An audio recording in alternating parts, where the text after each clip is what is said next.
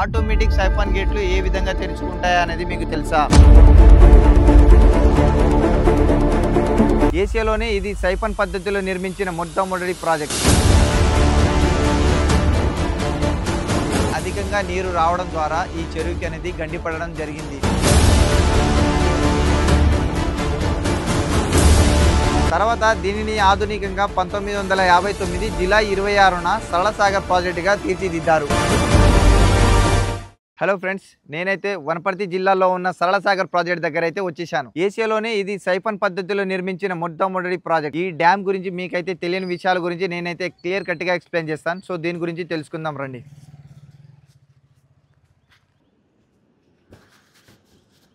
ఈ ప్రాజెక్ట్ వచ్చేసి వనపర్తి జిల్లాలోని మదనాపురం మండలంలో ఉంది. ఈ ప్రాజెక్ట్ ని పూర్వంలో ఊక చెట్టు అనబడే వాగుపై నిర్మించారు. దీనిని పూర్వం వనపర్తి సంస్థానాధీశులు రాజరామేశ్వరరావు తన తల్లి సరళమ్మ పేరు మీద ఒక చెరువులా నిర్మించారు. తర్వాత దీనిని ఆధునికంగా 1959 జూలై 26న సరళ సాగర్ ప్రాజెక్ట్ గా తీర్చిదిద్దారు. అప్పటి PWD శాఖ మంత్రి JV నరసింహారావు ఈ ప్రాజెక్ట్ ని నిర్మించారు. 35 లక్షల రూపాయలు సుమారు ఖర్చు చేసి ఈ ప్రాజెక్ట్ ని నిర్మించారు. మనం బై వాచ్ చేసుకుంటూ సో మన గేట్ల దగ్గర వెళ్ళి చూద్దాం రండి.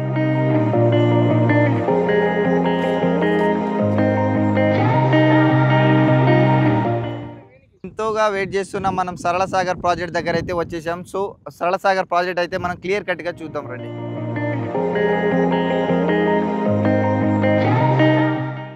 ఈ ప్రాజెక్ట్ నిర్మాణంలో 17 హుడ్ సైఫన్లు నిర్మించారు. దానితో పాటు 4 ప్రీమియంలను ఏర్పాటు చేశారు. ఈ ప్రాజెక్ట్ నీటి సామర్థ్యం 0.47 TMCలు ఉంటాయి. ఈ ప్రాజెక్ట్ బెడ్ లెవెల్ వచ్చేసి 1054 అడుగులు ఉంటుంది. 95 అడుగులు నీరు చేరితే మాత్రం ఆటోమేటిక్ గా సైఫన్లు తెరుచుకుంటాయి. అదే విధంగా ఈ ప్రాజెక్ట్ ని నిర్మించారు. ఎడమ కాలువ ద్వారా 82 క్యూసెక్ల నీరు విడుదలై 10.16 కిలోమీటర్ దూరంలో ప్రవహిస్తుంది.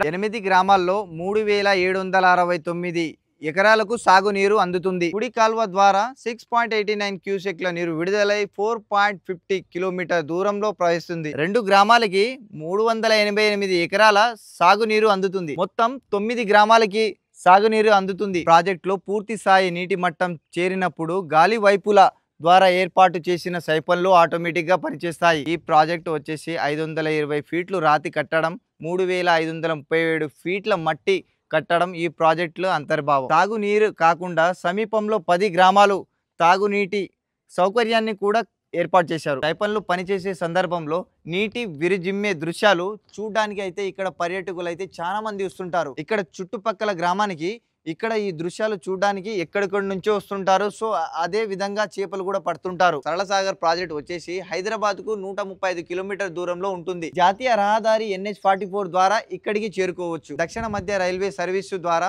వనపర్తి రోడ్ రైల్వే స్టేషన్ కు 5 కిలోమీటర్ దూరంలో ఈ ప్రాజెక్ట్ కలదు. సో మనమైతే ముందుగానే చెప్పుకున్నాం. సో సైఫన్లు ఆటోమేటిక్ గా ఎంత లెవెల్లో నీటి అధికంగా ఉంటే సైఫన్లు తెరుచుకుంటాయి అనేది ఇక్కడైతే రాతపూర్వకంగా లిఖితమైతుంది. ఇక్కడ హై పోల్డ్ లెవెల్ ప్లస్ 1095.50 అనేది ఉంది.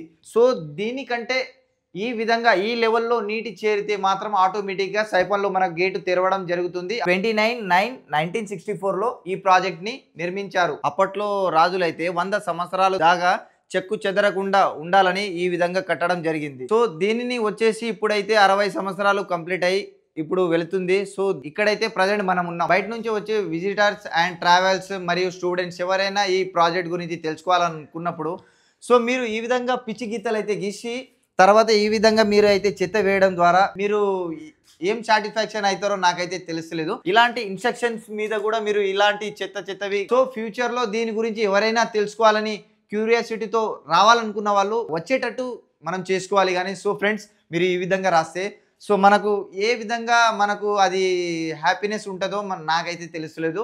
సో మీరు వచ్చినప్పుడు సో మీతో పాటు ఎవరైనా వచ్చినప్పుడు ఈ విధంగా చేసినప్పుడు మీరైతే కొంచెం ఇన్స్ట్రక్షన్ అయితే వాళ్ళకి ఇవ్వండి. మనమైతే ఇక్కడ అయితే ఒకటి హెచ్చరిక బోర్డు అనేది నోటీస్ బోర్డు అనేది చూస్తున్నాం.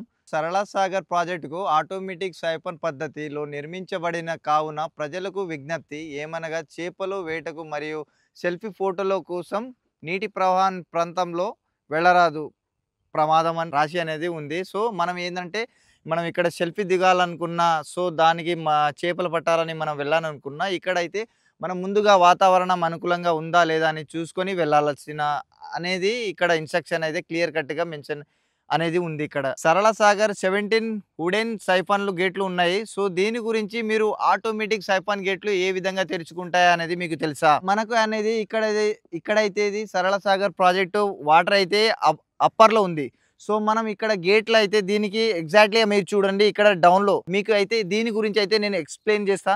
సో మీరు క్లారిటీగా వినండి. పెద్ద డ్రమ్ తీసుకున్నప్పుడు దాంట్లో నుంచి ఒక బకెట్లో మనం వాటర్ పోసుకోవాలంటే ఆ డ్రమ్ములో మనం ఒక పైపు పెట్టి మనం ఎయిర్ అప్లై చేసినప్పుడు దానికి ఆటోమేటిక్ మనం కింద వదిలేసినప్పుడు ఆటోమేటిక్ వాటర్ అనేది కింద ఫ్లో అవుతూనే ఉంటుంది.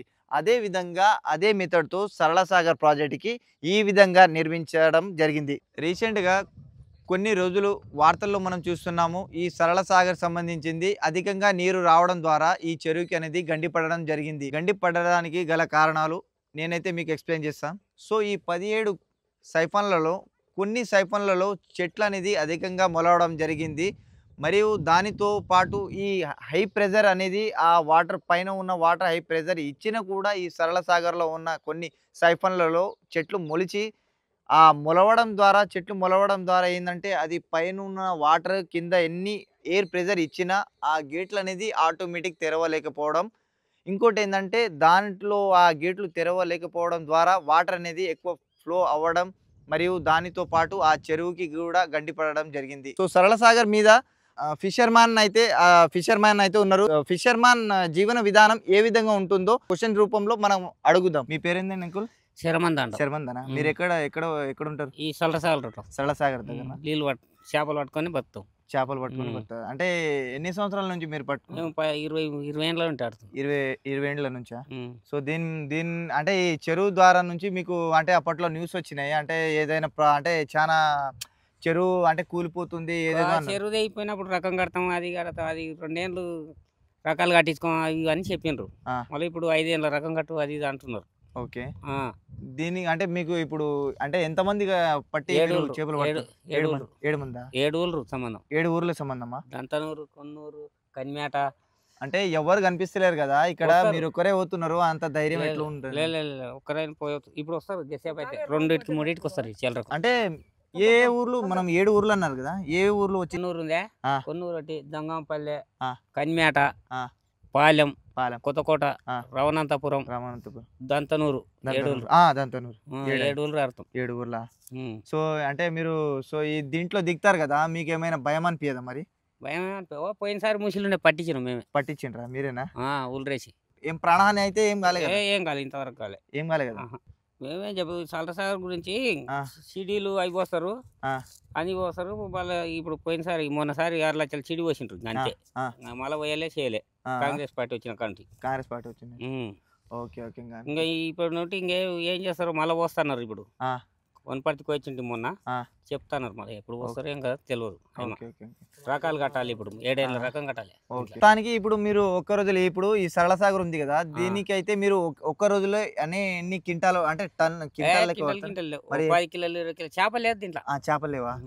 ఓకే. ఏదో మీ పొట్టకూటికి ఆ పూటికి మీరు మా పొట్టకూటికే, ఎవరికి ఏరియాలకు లీకేజ్ గీకేజ్ ఇయ్యం. మా సొంతం పట్టుకుంటాం. కానపల్లి చెరువులకు ఇయ్యం.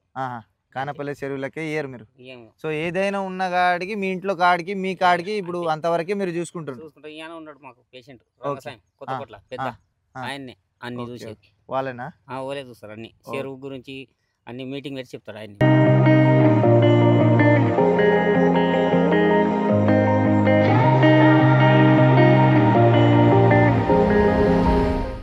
సరళ సాగర్ గురించి అయితే నేను ఫుల్ డీటెయిల్స్ ఎక్స్ప్లెయిన్ చేశానని నేను అనుకుంటున్నాను. సో దీని గురించి మీకు ఏమైనా తెలిస్తే నాకు కామెంట్ బాక్స్లో కామెంట్ చేయండి.